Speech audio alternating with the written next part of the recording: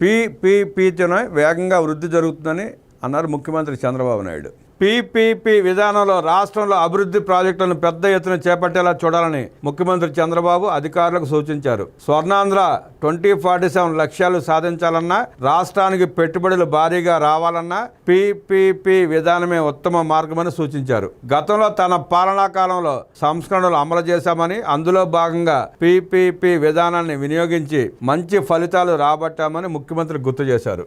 సచివాలయంలో పీపీపీ విధానాన్ని విస్తృతం చేసే అంశాన్ని అధికారులతో ముఖ్యమంత్రి చంద్రబాబు సమీక్షించారు. జిల్లా ఒక యూనిట్గా జాతీయ రహదారులను అనుసంధానిస్తూ రహదారులు నిర్మాణం, పోర్టులు, వైద్య రంగం, పర్యాటకం, మౌలిక సదుపాయాల కల్పనలో పీపీపీ విధానానికి ప్రాధాన్యత ఇవ్వాలని సూచించారు. రాష్ట్ర ప్రభుత్వం చేస్తున్న మొత్తం వ్యయంలో మూలధన వ్యయం వాటా మరింత పెంచేందుకు పీపీపీ విధానం దోహదం చేస్తుందన్నారు. రాష్ట్రం నిర్దేశించుకున్న అభివృద్ధి లక్ష్యాలను పీపీపీ మద్దతుగా నిలుస్తుందన్నారు.